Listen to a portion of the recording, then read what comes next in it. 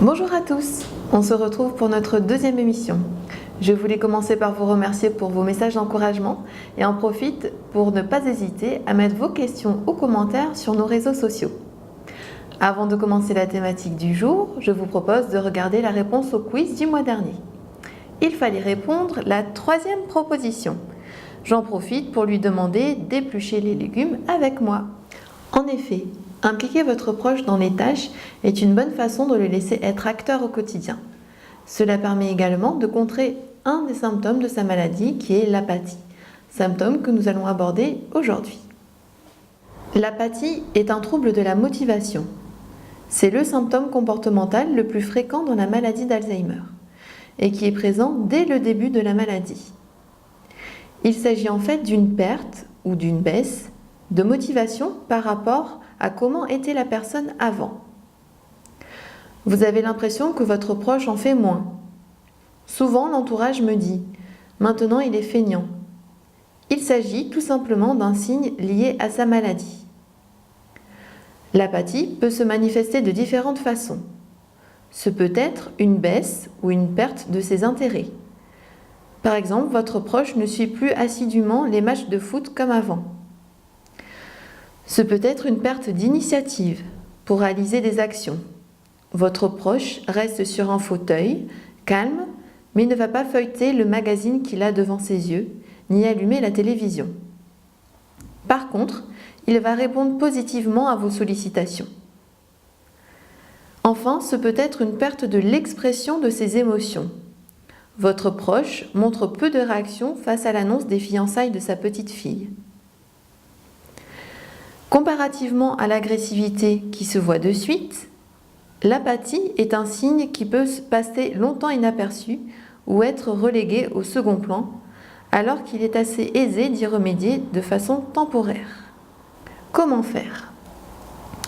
Vous pouvez tout simplement discuter avec lui de son vécu, son passé, de ses intérêts.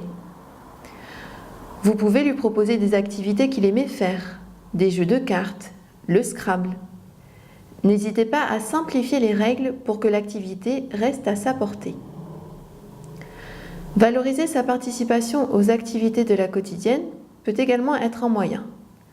Proposez-lui par exemple d'éplucher les légumes lors de la préparation du repas, de vider le lave-vaisselle ou de nettoyer la table.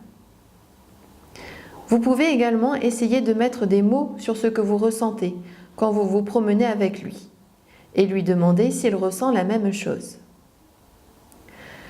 Il est important que vous soyez présent pour inciter la personne à débuter une activité, mais également à l'amener à poursuivre et à achever cette même activité, seule ou avec une aide. C'est l'activité menée à son terme qui sera valorisant pour votre proche. Natacha nous pose une question. Bonjour les étourdis. Vous dites qu'il suffit que je dise à ma mère de mettre la table pour qu'elle revienne comme avant. Mais ça, j'ai déjà essayé et ça ne marche pas. Bonjour Natacha, vous avez raison. En proposant ces sollicitations, vous allez vous rendre compte que cela va réduire le symptôme sur un temps et une tâche donnée. Votre mère ne va pas se remettre à faire la cuisine, le ménage ou à vous appeler pour prendre de vos nouvelles. Il s'agit d'un symptôme à part entière qui va rester. Gardez à l'esprit qu'on cherche le bien-être de la personne dans l'instant. Ne projetez plus dans l'avenir, soyez dans le présent. Avant de terminer l'émission, je vous propose ce petit quiz.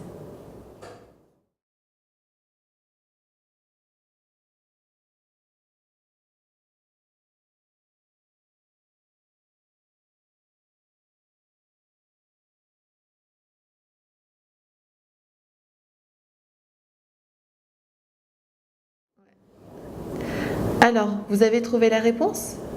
Je vous attends sur notre forum pour en discuter. Voilà, notre émission est terminée. Je vous propose de nous retrouver dans un mois. La thématique abordée sera l'agressivité. Je vous souhaite une très bonne année 2018 et vous dis à bientôt.